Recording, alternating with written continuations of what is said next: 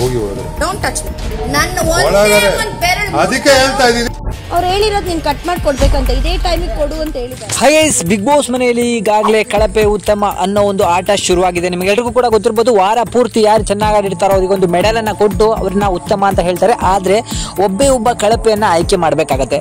ಅದು ಈ ವಾರ ಕ್ಯಾಪ್ಟನ್ ಆಗಿರುವಂತಹ ನಮ್ಮ ಮ್ಯೂಟೆಂಟ್ ರಘು ಅವರ ಪಾಲಾಗತ್ತೆ. ಯಾರನ್ನ ಕಳಪೆ ಮಾಡಬೇಕು ಅಂತ ಹೇಳಿದಾಗ ಅವರು ಡೈರೆಕ್ಟ್ ಆಗಿ ಅಶ್ವಿನಿ ಗೌಡ ಅವ್ರನ್ನ ಕಳಪೆ ಅಂತ ಹೇಳಿ ಸೆಲೆಕ್ಟ್ ಅನ್ನ ಮಾಡ್ತಾರೆ.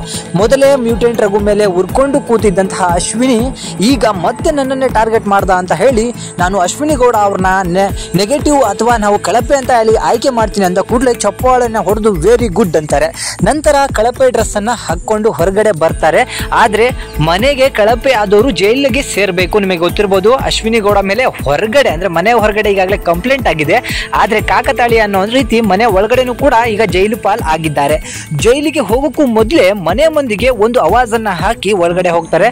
ಹುಲಿ ಹೊರಗಡೆ ಇದ್ರು ಹುಲಿನೇ, ಒಳಗಡೆ ಇದ್ರು ಹುಲಿನೇ ಅಂತ ಹೇಳಿ ಆವಾಜ್ ಹಾಕ್ಬಿಟ್ಟು ಹೋಗ್ತಾರೆ.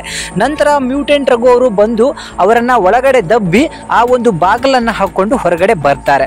ಆ ನಂತರ ತನ್ನ ವರಸೆಯನ್ನ ಶುರು ಮಾಡೋದು.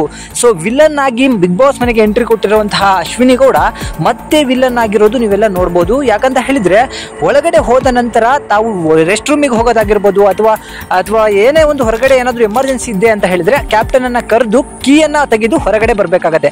ಆದ್ರೆ ಬೇಕು ಅಂತ ಹೇಳಿ ಕ್ಯಾಪ್ಟನ್ ಹೊರಗಡೆ ಹೋದ ಕೂಡಲೇ ಆ ಕಂಬಿಗಳ ಮಧ್ಯದಿಂದ ತೆಗೆದು ಹೊರಗಡೆ ಬರುವಂತದ್ದು, ನಾನು ರೆಸ್ಟ್ ರೂಮಿಗೆ ಹೋಗ್ಬೇಕು ಅನ್ನುವಂಥದ್ದು, ಆ ರೂಲ್ಸ್ ಅನ್ನ ಬ್ರೇಕ್ ಮಾಡುವಂತದ್ದನ್ನ ಮಾಡ್ತಿದ್ದಾರೆ. ಇದನ್ನ ತಡೆಯಲು ಹೋದಂತಹ ಮ್ಯೂಟೆಂಟ್ ರಘು ಅವ್ರಿಗೆ ನನ್ನನ್ನ ಟಚ್ ಮಾಡಿದ್ರೆ ಸರಿ ಇರಲ್ಲ, ಒಂದೇ ಒಂದು ಬೆರಳು ನನ್ನ ಮೇಲೆ ಏನಾದ್ರು ತಾಗಿದ್ರೆ ನಾನು ಏನು ಅಂತ ತೋರಿಸ್ತೀನಿ ಅಂತ ಹೇಳಿ ಅವರಿಗೆ ಆವಾಜ್ಗಳನ್ನ ಹಾಕುವಂತಹ ಕೆಲಸವನ್ನ ಮಾಡ್ತಿದ್ದಾರೆ. ಇದನ್ನಕ್ಕೆ ಕೇರೆ ಮಾಡದೇ ಇರುವಂತಹ ಮ್ಯೂಟೆಂಟ್ ರಘು ಮುಚ್ಕೊಂಡು ಒಳಗಡೆ ಹೋಗ್ಬೇಕು ಅಂತ ಹೇಳಿದ್ದಾರೆ. ಸೊ ಒಳಗಡೆನೆ ಇರ್ಬೇಕಾಗತ್ತೆ. ಆಮೇಲೆ ನಂತರ ಎಲ್ಲ ತರಕಾರಿಗಳನ್ನ ಒಳಗಡೆ ಅಂತ ಇರುವಂತಹ ವ್ಯಕ್ತಿನೇ ಹೆಚ್ಚಿ ಕೊಡಬೇಕು.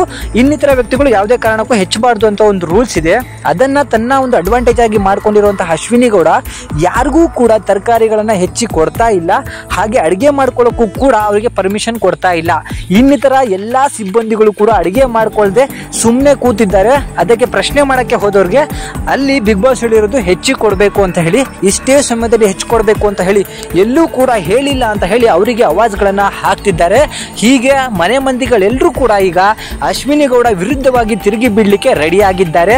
ಆದ್ರೆ ಮ್ಯೂಟೆಂಟ್ ರಘು ಮನೆಗೆ ಬಂದಾಗಿಂದ ಒಳ್ಳೊಳ್ಳೆ ಡಿಸಿಷನ್ ತಗೊಂಡಿದ್ದು ಅಂತ ಹೇಳಿದ್ರೆ ಅದು ಅಶ್ವಿನಿ ಗೌಡ ಅವ್ರನ್ನ ಎಲ್ಲಾ ಒಂದು ದೊಡ್ಡ ಸ್ಥಳದಿಂದ ಹೊರಗಡೆ ಇಟ್ಟಿದ್ದಂಥದ್ದು. ಸೊ ಅದರಿಂದಾಗಿನೇ ಇವತ್ತು ಅವರು ಈ ಮನೆಯ ಕ್ಯಾಪ್ಟನ್ ಆಗಿ ಹೊರಹೊಮ್ಮಿದ್ದಾರೆ. ಸೊ ಈ ಒಂದು ವಿಡಿಯೋದ ಬಗ್ಗೆ ನಿಮಗೆ ಏನಿಸ್ತು, ಅಶ್ವಿನಿ ಗೌಡ ಅವರ ಬಗ್ಗೆ ಏನಿಸ್ತು ಕಮೆಂಟ್ ಮಾಡಿ ತಿಳಿಸಿ. Thank you.